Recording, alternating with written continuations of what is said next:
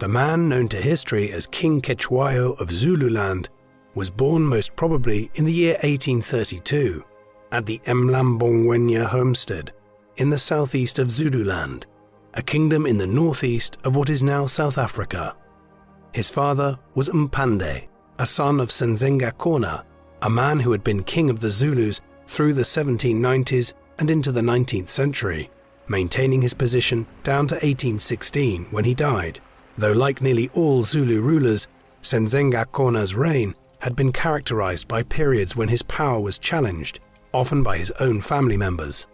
At the time of Cetshwayo's birth, Mpande was something of an outcast within Zululand, as his half-brother Dingane had seized control of the kingdom in 1828 through violent means, a decision which Mpande had never fully accepted.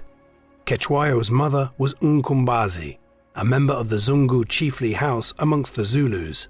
Although the Zulus practiced polygamy and their kings and chiefs typically had multiple wives, Nkumbazi was Mpande's great wife, a senior position which was often risen to on the basis of the family status of the wife or through the payment of a large ilobolo, the Zulu word for a bride price, the equivalent of a dowry in medieval and early modern Europe. This ensured that Cetshwayo had a more esteemed position amongst Mpande's sons as the child of his marriage to his great wife. Some accounts place Cetshwayo's year of birth as early as 1826 or 1827, but these are most probably inaccurate. His name was a peculiar one for a future king, basically meaning the slandered one in Zulu. The Zulu kingdom that Cetshwayo had been born into was a relatively young power in southern Africa.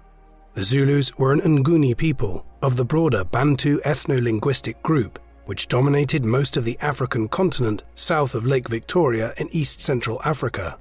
The Zulus took their name from an 18th century leader by the name of Zulu, but it was really a young warlord by the name of Shaka, under whom they emerged as a major power in the late 1810s and 1820s.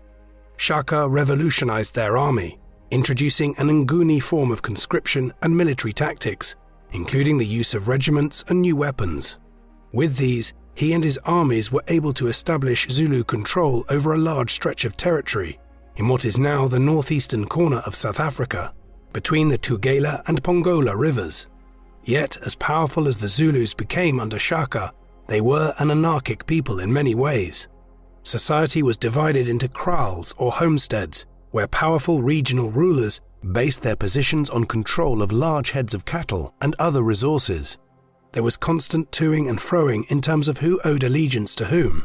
The clearest example was Shaka, who despite his pivotal role in the Zulus' rise to power, was killed by his half-brothers in 1828. Internecine civil wars of this kind characterized Zulu politics throughout the 19th century. Cetshwayo's father Mpande, who was himself a half-brother of Shaka's, opposed Dingane and went into exile from the royal court in the 1830s. This all points to the decentralized nature of power within the Zulu state, as different chiefs had a large degree of independence in their own territories, but owed homage, military service and taxes to the king in the form of cattle and agricultural produce. Little is known of Cetshwayo's early life on a personal level, but we do know the political background against which he was growing up and how this affected him. In the late 1830s, when he was still just a boy of 6 or 7 years of age, his father began his final push to try to seize power from King Dingane, Cetshwayo's half-uncle. He did so with the aid not only of his Zulu allies, but also contingents of hundreds of Boers, newcomers to the area of European descent, who brought guns and other modern weaponry with them, and about whom we will hear a lot more as Cetshwayo's story unfolds. With his Zulu and Boer allies, Mpande defeated Dingane at the Battle of Makonkwa in KwaZulu-Natal on the 29th of January 1840. Dingane fled from the scene but was murdered afterwards by some Swazi and Nyawa tribespeople. This brought the First Zulu Civil War to an end. With this, Mpande became king of Zululand. Cetshwayo, although only a boy of 7 or 8, was his designated heir, as he had presented him as his Inkosana, his heir by his great wife, in the autumn of 1839. Hence, from a young age, Cetshwayo was being groomed to rule the Zulu people one day.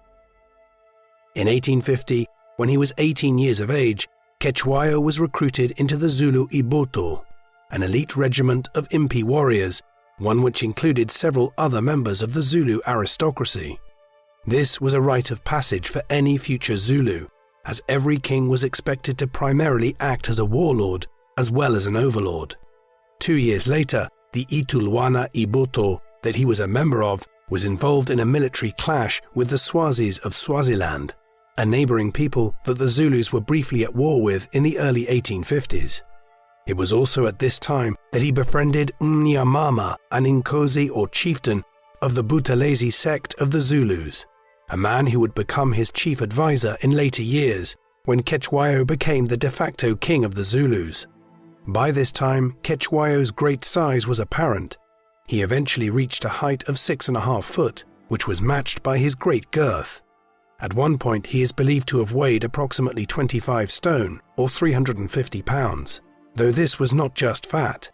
Years later, Cetshwayo was the first Zulu king to ever be photographed, and these pictures show a man of immense size, but powerful, certainly overweight, but also warrior-like in his own way. By the 1850s, he would also have been entering his first marriages. The exact number of wives and scale of his family is difficult to determine, a common feature of Zulu royal families, but we do know that his most important marriage was to a woman named Okamsweli, who bore him a son named Dinu Zulu in the mid-1860s, who would become his designated heir in later years. While Cetshwayo was the designated heir of Mpande, his route to the kingship was not smooth sailing. Throughout the 1850s and 1860s, he faced a number of rivals for power, these being from his extended family, in the shape of his half-brothers. His main rival for power in the 1850s was Mbuyazi, one of his half-brothers whom his father Mpande began to promote in the mid-1850s as a rival to Cetshwayo. Some of this was the normal political scheming of the Zulus, where potential successors as kings or chiefs were always being played off against each other to determine who was possibly the most capable future lord and military commander. But Mbuyazi was also increasingly his father Mpande's favorite.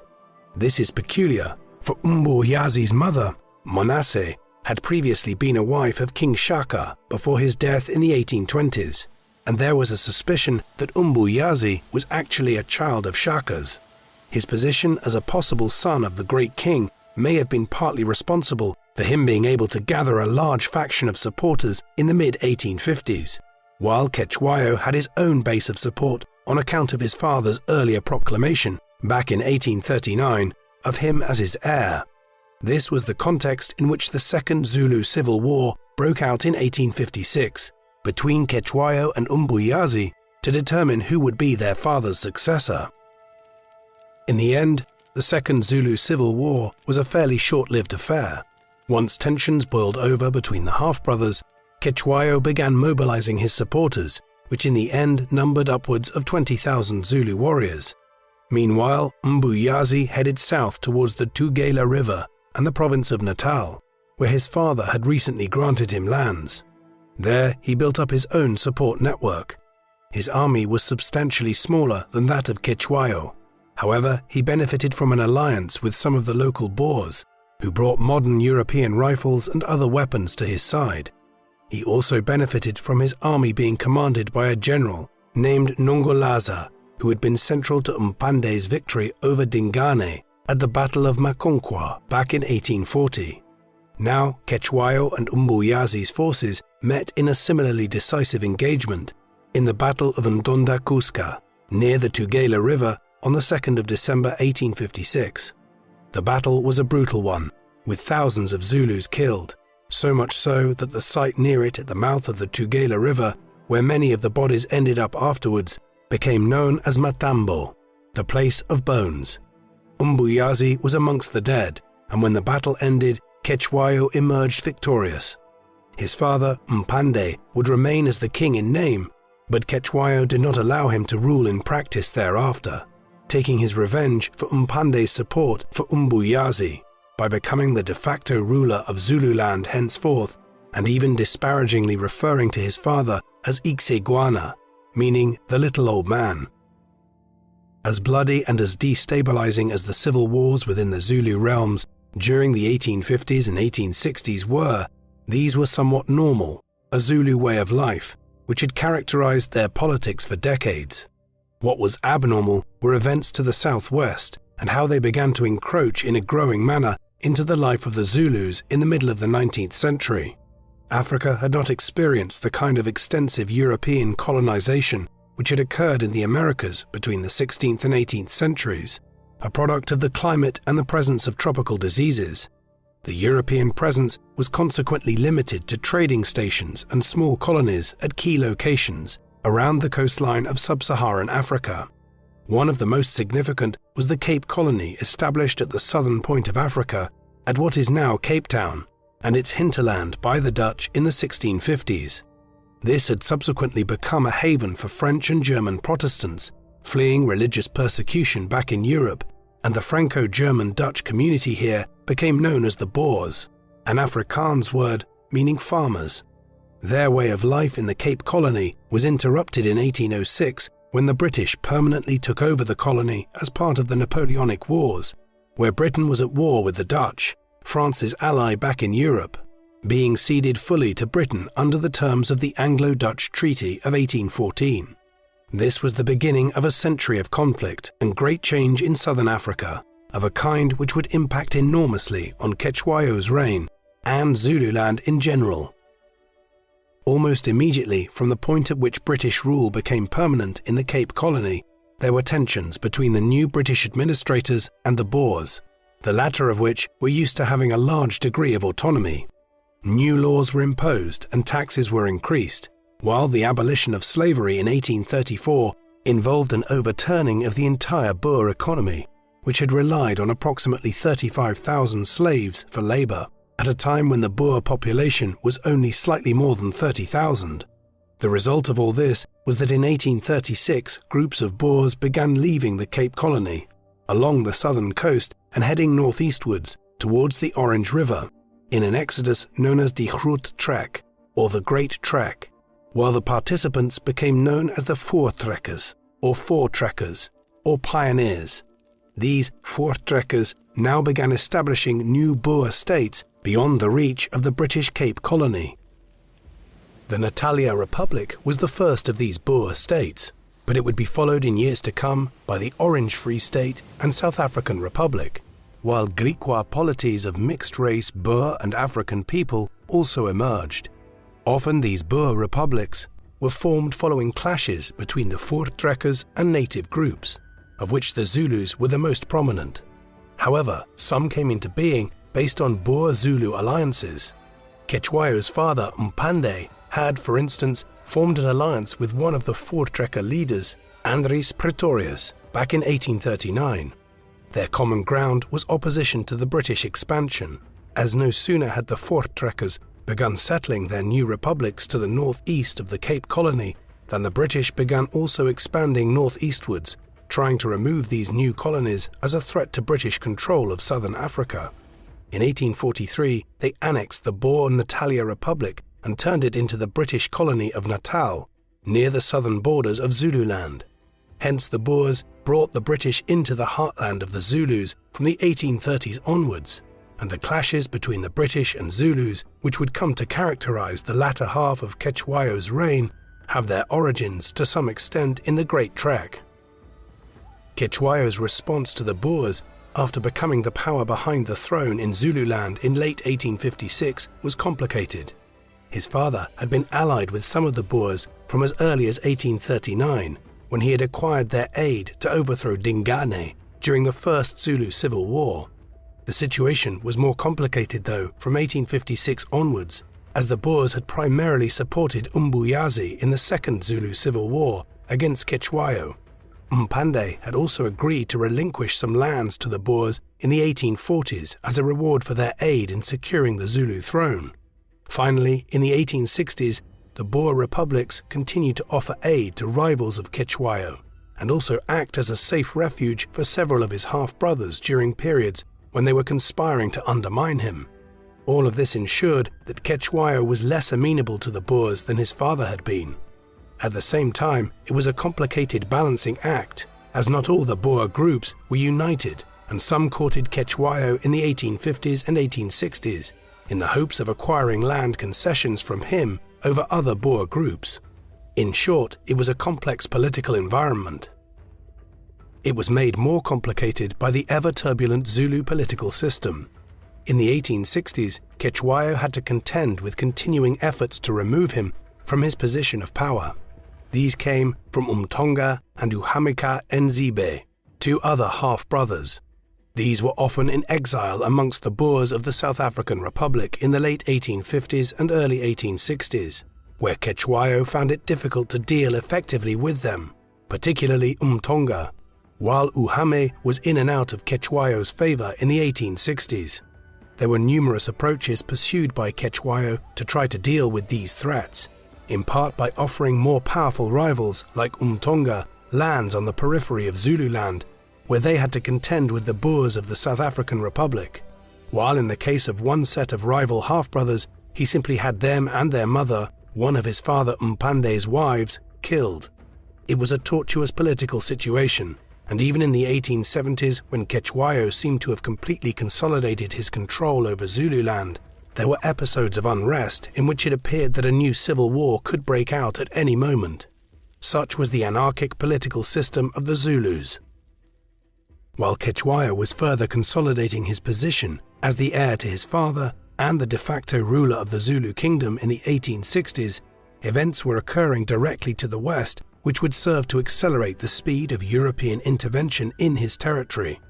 In 1867, Erasmus Jacobs, a 15-year-old Boer whose family had settled on the Orange River after arriving from the Netherlands to southern Africa years earlier, discovered what he believed at first to be a small shiny rock. Upon seeing the item, his father Daniel suspected it was something else and gave it to a local man by the name of John O'Reilly to investigate further. Soon it was determined that it was in fact a diamond of a particularly high quality and was sold in the Cape Colony for £500, a substantial sum of money at the time.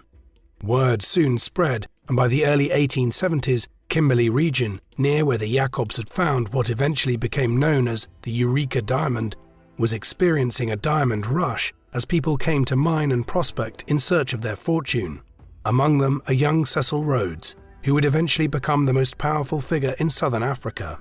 Southern Africa would become the epicenter of the world diamond industry before long, to the extent that in years to come, Rhodes was able to manipulate world prices for the precious stones through the De Beers Mining Company, which he established.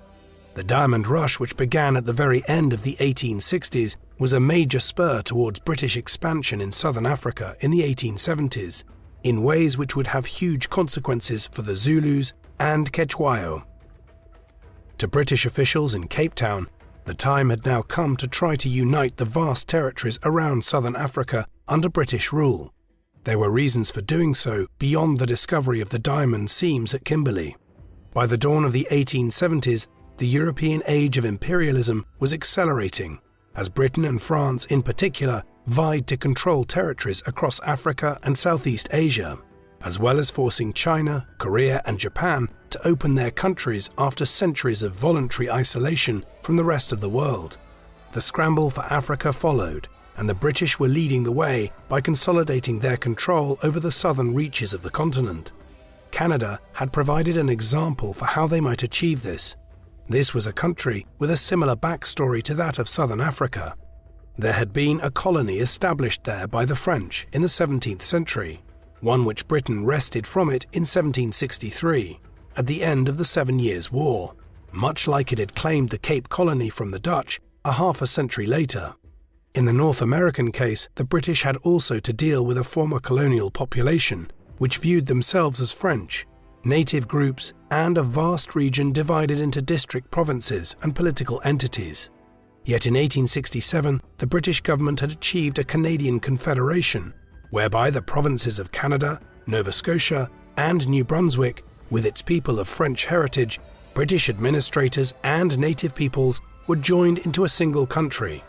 Many people in both London and Cape Town began to believe that a similar union of the Cape Colony, the Boer republics, and the native polities such as the Zulu kingdom could be achieved, and British rule over southern Africa consolidated in the years to come. In doing so, stable control of the diamond trade could be secured. This would bring about the greatest clash between the British and the Zulus seen in the history of southern Africa. In October 1872, old King Mpande finally died in his mid-70s, after over 30 years on the throne. This was the moment which Cetshwayo had been anticipating for many years, when he could finally ascend in name as King of Zululand. Several days later, he convened a gathering of the Zulu chiefs, where his accession as king was formalized. Cetshwayo instantly moved to shore up his position by gaining formal recognition from the British. Back in 1861, an Englishman by the name of Theophilus Shepstone, who had arrived to the Cape Colony in 1820 with his preacher father when he was just 3 years old, and who had subsequently become one of the leading British officials in the Natal region on the frontier of the British Cape Colony in the 1850s, had visited Zululand. There, he had acknowledged Cetshwayo as Mpande's successor. He had impressed the Zulus, who had shown up in war dress to meet the British delegation, an action which Shepstone seemed unfazed by, and they would subsequently give him the nickname Cetshwayo, meaning famed black hunter in Zulu. In February 1873, Cetshwayo dispatched an emissary to Shepstone to inform him that he had succeeded his father and that he wished for Shepstone to visit Zululand to formally recognize him as the new king. When Shepstone did arrive to Zululand in August 1873, he was slightly irked to find that Cetshwayo had already been crowned in July, after the lengthy mourning period for Mpande was over. Despite this, a second coronation ceremony was carried out with Shepstone present. To Cetshwayo's mind, he was acquiring the recognition of a neighbouring power, which would strengthen him regionally, but Shepstone viewed it as a symbol of growing British influence on the borders of Zululand, and he intended in the years that followed to forge ahead with extending British control into Cetshwayo's territories. As was customary amongst the Zulus, Cetshwayo now set about establishing a new capital, something which every king did upon his accession. This was typically done in order to site the political centre of Zululand in the part of the kingdom where the new monarch's closest supporters lived, a measure which would ensure the safety of his uhlambi, or herd, which usually consisted of tens of thousands of animals and which formed the basis of the economic power of the monarch and chiefs. Cetshwayo chose to locate his capital at Ulundi, meaning the high place, a site located about 60 kilometers inland northwest from the port of Richards Bay today. It was relatively centrally located in the center of Zululand, and the site can still be visited today, with the Ondini Palace and Cultural Museum preserving the site of Cetshwayo's royal palace from a century and a half ago. Here he ruled Zululand over the remainder of the 1870s. He was more secure in his position than ever, but still there were periods of unrest, notably in the final weeks of 1877 and the start of 1878, when factions appear to have emerged in opposition to the king. Although he managed to stabilize the situation quickly, the incident points to the ever-present internal turmoil of Zululand, even as foreign adversaries were becoming more and more powerful along the borders of his kingdom. One of the advantages that Cetshwayo had was an army which had been molded by Shaka back in the late 1810s and 1820s into one of the more formidable fighting forces amongst the Bantu people that dominated much of sub-Saharan Africa.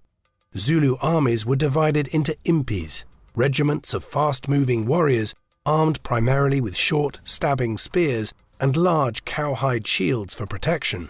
Though these were ineffective against European rifles, battle formations were used, with a favoured method being the buffalo horn formation, whereby the left and right flanks moved forward on the sides of an enemy force like bullhorns, and then converging to encircle the enemy. While these were the core military methods of the Zulus, Cetshwayo's reign was notable for the large-scale introduction of European guns and weapons. Firearms like rifles had begun to spread extensively across southern Africa in the late 1860s and early 1870s, in large part owing to the emergence of the Boer republics and the migration towards the diamond mines in Kimberley.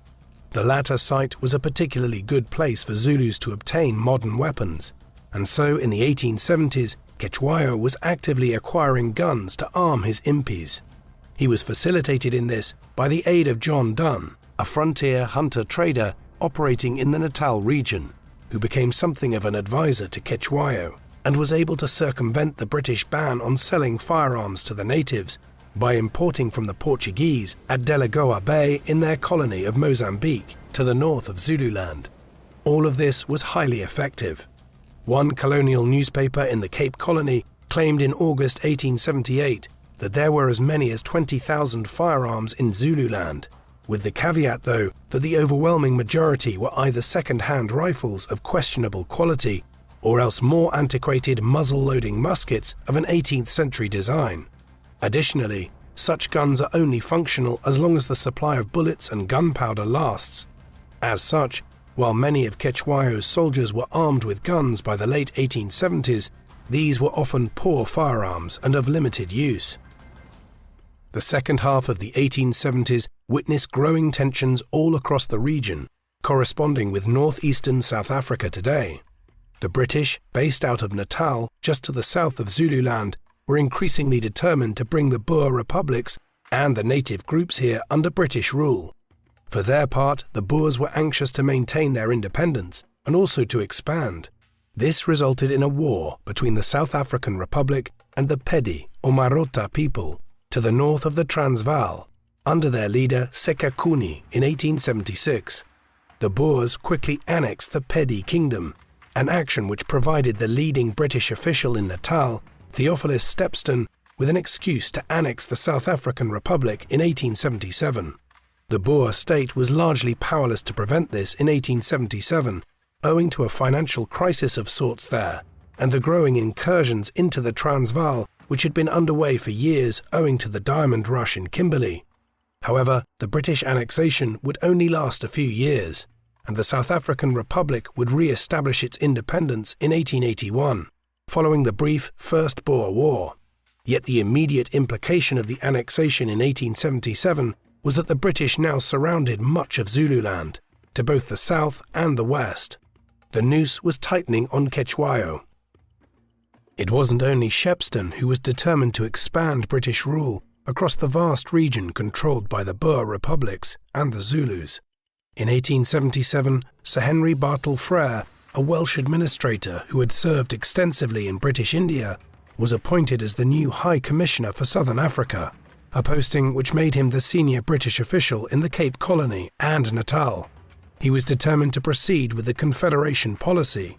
Immediately upon his arrival in Cape Town, he had launched a war against the Xhosa people to the northwest of the Cape Colony, and in early 1878 he gutted the Cape Colony administration, where many officials were opposed to an overly aggressive approach to the regions to the northeast, including Zululand.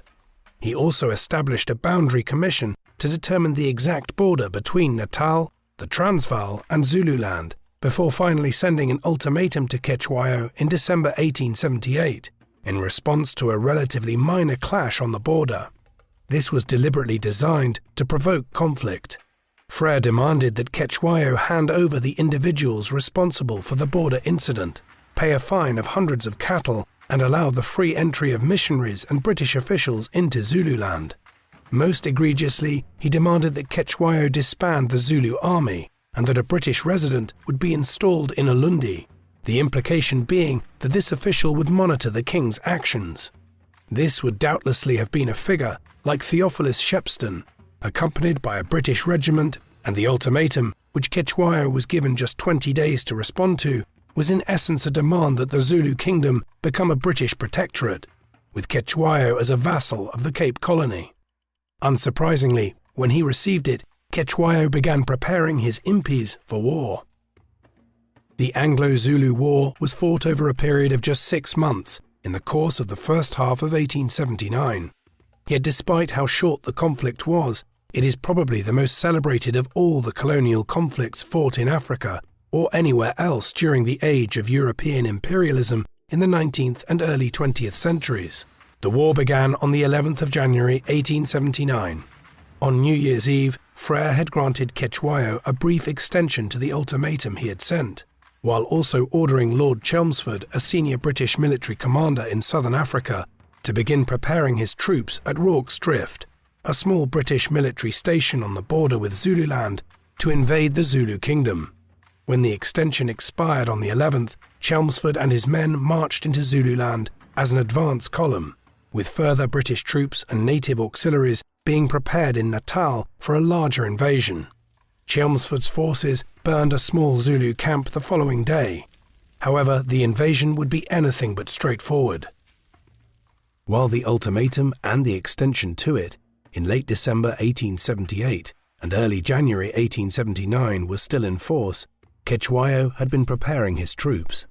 The Zulus might have been outmatched by the British when it came to weaponry and tactics, but there was no doubt which side had the greater manpower to draw upon. By early January, Cetshwayo had tens of thousands of Zulu warriors armed and preparing for war.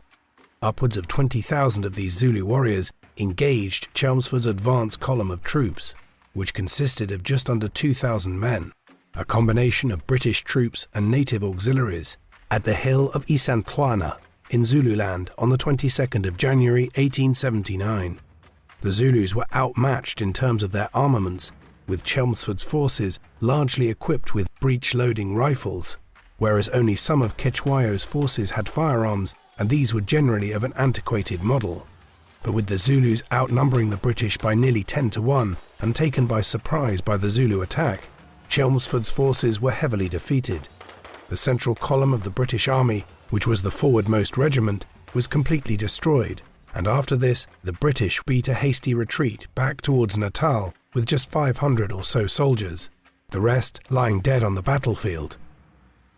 While Isandlwana was a disaster for the British war effort, a very different engagement was being fought at the British station at Rorke's Drift at almost exactly the same time, the same day as the attack on Chelmsford's advance party at Isandlwana. The station was defended by just 139 British troops, while a detachment of the Natal Native Regiment also showed up briefly to report on what had happened at Isandlwana earlier that morning. With this advance notice, Lieutenants John Chard and Gonville Bromhead were able to begin preparing some additional defences around the station, but even so, they were massively unprepared for the assault which came around 4:30 p.m. that afternoon, particularly so once the Natal Native Regiment fled. Regardless of the odds being so heavily stacked against them, the small British garrison and civilians there conducted a brilliant defensive operation over the next several hours, repelling successive waves of attacks through to nearly 2 a.m. that night. When dawn broke the following morning, they realized that the Zulus, who had penetrated right up to the buildings of the station and engaged in close-quarters combat with the defenders the previous night, had departed. Cetshwayo had clearly decided that with hundreds of warriors dead or wounded at Rorke's Drift, it was not worth the damage that was being inflicted on his army to capture the station. One might have assumed that Cetshwayo would have been immensely happy with the opening clashes of the war, but this was not the case. While the Zulus had repelled the initial invasion and won one of the greatest victories achieved by an African army over a colonial force in the 19th century at Isandlwana, the cost in terms of men lost at both Isandlwana and Rorke's Drift was substantial, and many of those who made their way back to their homes were badly wounded from bullet wounds that Zulu medicine could not treat effectively. Furthermore, Cetshwayo had instructed his half-brothers and other commanders to take the fight into Natal once they had defeated Chelmsford's initial invasion force. They did not do this, and now back in Natal, Chelmsford was seeking reinforcements for a second foray. On the 11th of February, word arrived in London of the disaster of Isandlwana, and plans were immediately put in place by the government of Benjamin Disraeli to prepare for a second, much larger invasion of Zululand. On top of this, the initial clashes in January had shown Chelmsford that a more strategic approach would be more successful. When the second invasion of Zululand was launched in March, the lessons had been learned from the earlier clashes. Cetshwayo's cause was dealt a blow in early March when his half-brother and sometime senior advisor, Uhamu Kanzibe, defected to the British. The king was thrown by this betrayal at a time when he and his senior chiefs and warlords were preparing for the second stage of the war. Success was achieved, though, on the 12th of March, when a division of Zulu impis ambushed and destroyed a British convoy of nearly 100 soldiers near the Ntombe River. By the time this engagement was fought, however, the first divisions of British soldiers from abroad were arriving at the port of Durban in Natal, and the second invasion of Zululand under Chelmsford commenced in the second half of March 1879. This time, the British troops numbered well over 10,000, combined with thousands of native auxiliaries and a few thousand Boer allies. Thus, while the Zulus did manage to win one further victory over a column of British troops, commanded by Evelyn Wood at the Battle of Hlobane on the 28th of March, it was the last victory Cetshwayo would achieve. Just 24 hours after the Battle of Hlobane, the turning point in the Anglo-Zulu War came. This occurred at Eshowe, where a British force had been under siege by the Zulus for some time. Chelmsford's first action with his second invasion was to relieve Eshowe on the 29th of March. Here, a large force of upwards of 20,000 Zulus engaged the numerically much inferior British column. Unlike Isandlwana 2 months earlier, the British did not expose their advance column, opting for a slow defensive advance instead, which allowed them to repel successive Zulu attacks, much like the small garrison at Rorke's Drift had done. Using such tactics, they were able to inflict hundreds of casualties on the Zulus, who eventually disengaged, allowing Chelmsford to relieve Eshowe, with the loss of just a few dozen men. This was a major defeat for the Zulus in terms of their morale and belief in their ability to defeat the British, and from this point onwards they were preparing for a final clash around Cetshwayo's capital of Ulundi. As Chelmsford's armies moved methodically towards Ulundi in a cautious manner through the late spring and early summer of 1879, securing the countryside around them as they moved, Cetshwayo sent out envoys to them seeking peace terms. These became increasingly desperate, but Chelmsford was determined to win a complete victory before he was replaced by Sir Garnet Wolseley, a veteran military commander who had served in India during the Great Indian Mutiny of 1857, conquered much of the Ashanti Empire in northwest Africa in 1873 and 1874, and who had been dispatched by the British government to South Africa to replace Chelmsford after the disaster at Isandlwana. By late June, Chelmsford was closing on Ulundi, and Cetshwayo tried to sway him towards negotiating by sending him a tribute of his prized white cattle, but his own Amabuto elite warriors refused to take the cattle to Chelmsford. The final clash came just a few days later on the 4th of July. The Battle of Ulundi was more of a bloodbath than a fight. By now, Chelmsford had the use of several Gatling guns, an early type of machine gun, which combined with field artillery, thousands of well-armed British soldiers, and the use of cavalry divisions, ensured a swift victory over Cetshwayo's forces.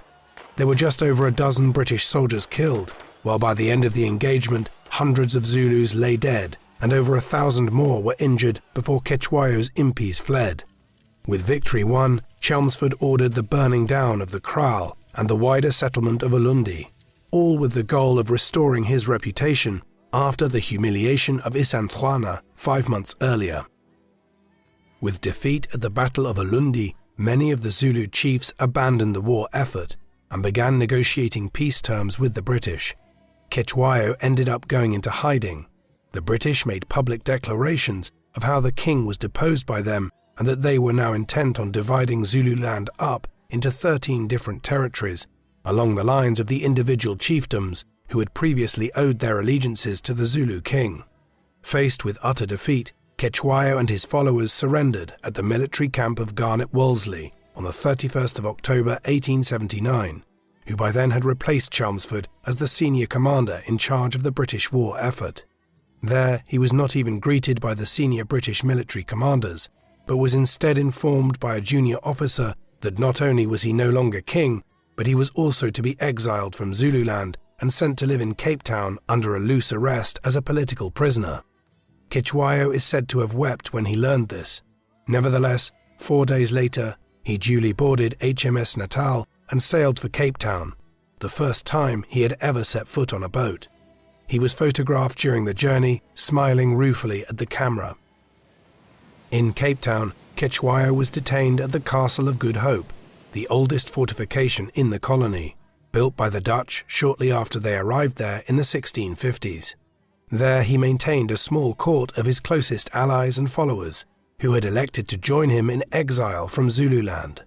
This small cohort of fallen Zulu nobles might well have simply rotted away in Cape Town had it not been for wider events in the early 1880s. No sooner had Cetshwayo left Zululand than conflicts and revolts began breaking out in several places, some of it driven by the heavy-handed methods of Garnet Wolseley and the military, and others due to renewed internal fighting amongst the Zulus, while the Basuto gun war also broke out in what is now Lesotho in September 1880, between the British and the Basuto people there. Another major development, arguably the most significant of the period, was the outbreak of a revolt in the Transvaal by the Boers against the recently established British rule. The short First Boer War, as it is known, between December 1780 and March 1781, resulted in the re-establishment of the South African Republic as an independent Boer state, weakening British control over the region once again. But the most pressing issue in terms of Zululand was the outbreak of the Third Zulu Civil War, one fought between numerous factions, though it eventually coalesced into a clash between a claimant to the Zulu crown, Zibebu, and supporters of the exiled Cetshwayo and the royal family. This conflict ensured that British administrators failed to establish coherent control over Zululand in the aftermath of the Anglo-Zulu War, and also paved the way for Cetshwayo's political rehabilitation. In Cape Town, Cetshwayo was subtly orchestrating his return to power. The ability of an African leader during this period to quickly acclimatize to the very different politics of the European newcomers to the continent and Cetshwayo's own political acumen was seen in his subsequent actions. The government of the Conservative Prime Minister Benjamin Disraeli, an imperialist who had been British head of state since 1874, had come to an end in April 1880. His successor was William Gladstone, the leader of the Liberals and a markedly less enthusiastic supporter of British imperialism abroad. Under the new regime, a softer approach was taken towards the Zulus and Cetshwayo. Cetshwayo arrived in London in August 1882. There he was welcomed warmly in many parts of the British press, who perceived him as a dignified character who had been mistreated by the administrators of the Cape Colony and Natal. This perception was aided by the dissemination of photos of the former Zulu king taken by Alexander Bassano, a leading portraitist of the day, at Old Bond Street. There Cetshwayo was pictured clothed in a European-style coat, suit and tie, and looking every inch the part of what Victorian society expected of a supposedly civilized native ruler. It was a shrewd piece of propaganda which aided his campaign. While in London, he stayed at 18 Melbury Road in Holland Park in Kensington, a site which is marked by a plaque today to commemorate his residence there back in 1882. In the early stages of his visit, he toured famous sites around London, followed constantly by an entourage of his own servants and interpreters, but also a group of journalists who reported on his movements to the public. And all of this worked. The newspapers in the autumn of 1882 clearly show the British public was being broadly sympathetic towards the Zulu cause and was somewhat opposed to the colonial administration's actions in southern Africa. Whenever he appeared at the window of his temporary home on Melbury Road, a crowd of observers outside would offer up cheers of support. The real goal of Cetshwayo's mission, however, was not to win over the hearts and minds of the British public, but to convince the government that he should be restored to his throne, and if necessary supported by the British to re-establish himself in Zululand. The deposed king held out the promise that he could restore stability amongst the Zulus in the context of the civil war there.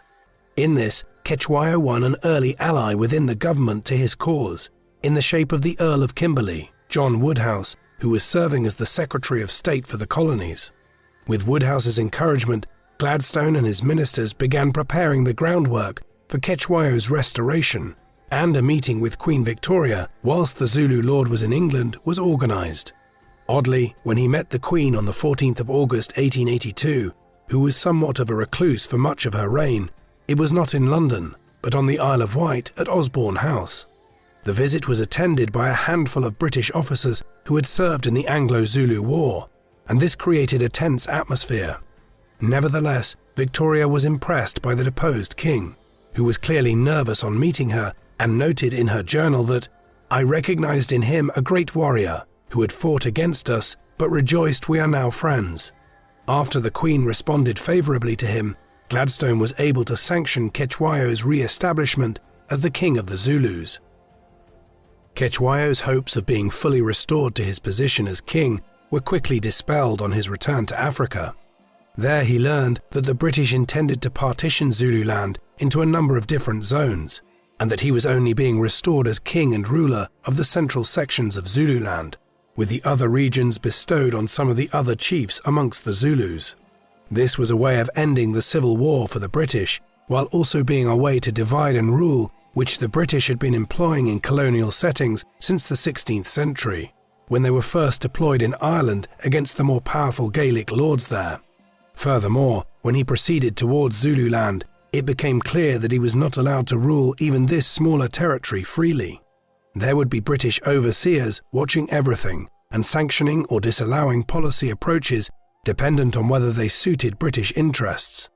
Gallingly, one of the senior figures appointed to do so was none other than Sir Theophilus Shepstone, who had played such a prominent role in the British incursion into Zululand in the 1870s. It was in these less than ideal circumstances that Cetshwayo began to try to reassert his power over the Zulu people in 1883. The restored king's role in the Third Zulu Civil War was confined to just a few months. He quickly began gathering his supporters to him in early 1883 to wage war on Zibebu and his faction. A major clash followed at the Battle of Msebe in March 1883, near what is now the town of Nongoma. There, Zibebu was aided by the Boers and managed to score a victory over Cetshwayo's supporters. The king himself was not there, but with the loss of several thousand warriors, his position was massively weakened.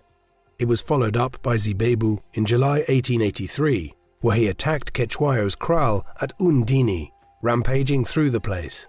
Cetshwayo was forced to flee, but in the ferocious massacre which Zibebu and his followers unleashed, 3 of Cetshwayo's wives were killed and 1 of his young sons. The makeshift court was burned to the ground. Cetshwayo himself was set upon by some Zulu warriors while attempting to escape and was stabbed in several places. He still managed to escape. From this point onwards, he lived as something of a fugitive, until he died at a British protected residence near Ishui, the scene of one of the major clashes of the Anglo-Zulu War 5 years earlier. His death came in the afternoon of the 8th of February 1884. The cause of his passing, while still in his early 50s, remains unclear. Officially, it was recorded as a heart attack, a not entirely implausible scenario given his obesity, but there were widespread suspicions at the time that he was poisoned, and indeed he had just eaten and retired to his chamber when he died. No autopsy, though, was carried out, and the cause of his death will forever remain an open question. Cetshwayo's small court of remaining followers attempted to give him a funeral and burial in accordance with the customs for a Zulu king, but it had little of the fanfare that would have accompanied his passing had he died 10 years earlier, before the British intervention in Zululand. After a period of time, he was placed in a huge coffin in a sitting position, according to tradition, and taken by wagon to Nkandla Forest. There he was buried in a valley below Bobe Ridge. In 1980, nearly a century after his death, black granite slabs were placed over the grave, and 8 small obelisks ringed with chains were put up to mark the site where the last independent king of the Zulus was buried. His son, Dinu Zulu, succeeded him and was recognized by the British as the rightful king of Zululand.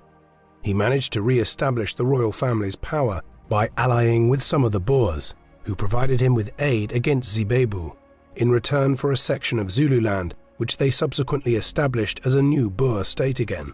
This called the Nieuwe Republiek, or New Republic. It only existed for 4 years before being absorbed into the South African Republic. Meanwhile, in the course of the second half of the 1880s, the British continued to expand into Zululand and directly annexed territory there into the Cape Colony. Dinu Zulu was eventually arrested and shipped to the island of St. Helena in the middle of the Atlantic Ocean as a prisoner in 1890.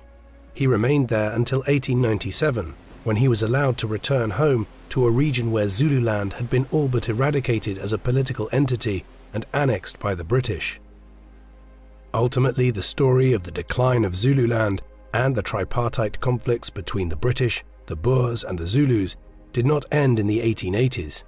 While the Zulus were broken as a political power by the Anglo-Zulu War and the Third Zulu Civil War, in the final years of Cetshwayo's life, the Boers remained a powerful group, one which had managed to defeat the world's foremost imperial power in the First Boer War and to re-establish the South African Republic in the Transvaal.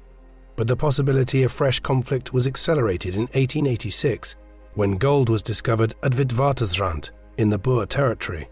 In what became the largest gold rush in history, tens of thousands of settlers arrived to the Boer state, establishing the town of Johannesburg from nothing to become a city of over 100,000 people by the mid-1890s.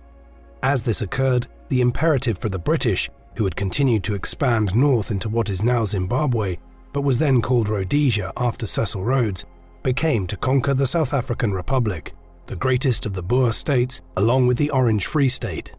After the botched Jameson Raid, engineered by Cecil Rhodes in the winter of 1895 to 1896, failed to overthrow the Boer government of Paul Kruger in the South African Republic, a more conventional war was entered into in 1899. The Second Boer War would last down to 1902 and was a highly unpopular war for the British, with widespread international condemnation of the use of concentration camps in which tens of thousands of Boer women and children died. Some Zulus fought with the Boers in the conflict, but many more were by then being co-opted into the British military as native auxiliaries.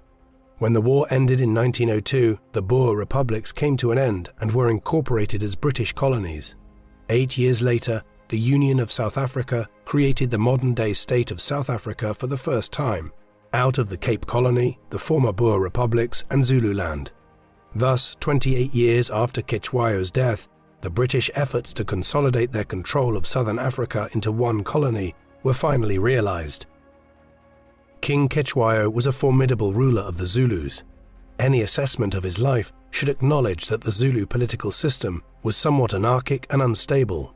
It was rife with conflict throughout the century, from the first rise of the Zulus in the second half of the 18th century right down to Cetshwayo's death in 1884. Several major civil wars were fought, and in between those, there was constant rivalry amongst competing lords and members of the royal family to establish themselves as ruler. Even the Great Shaka, despite transforming the Zulus into the dominant power in the region, only lasted just over a decade before being murdered by his half-brothers. Conversely, Cetshwayo managed to establish himself as the de facto power behind the throne during his father's reign, and held power firmly for nearly a quarter of a century, between the mid-1850s and the late 1870s. This was a significant achievement. Furthermore, the fact that he managed to form alliances with many of the Boer groups who moved into the region in the mid-century, and even negotiated with the British to be restored to his throne in 1882, demonstrates his political acumen. Had he been born in more propitious times or in another part of the world, he might have enjoyed a long and prosperous reign. His curse was to be the king of the Zulus at a time when the pull of diamonds and gold ensured the British state was determined to keep expanding in southern Africa. That expansion led to the birth of the state of South Africa, but it came at the expense of the Boers and Cetshwayo and his Zulu subjects. What do you think of King Cetshwayo? Was he a victim of British imperial aggression, or was the Zulu political system ultimately far too unstable to survive in southern Africa in the long run? Please let us know in the comment section, and in the meantime, thank you very much for watching.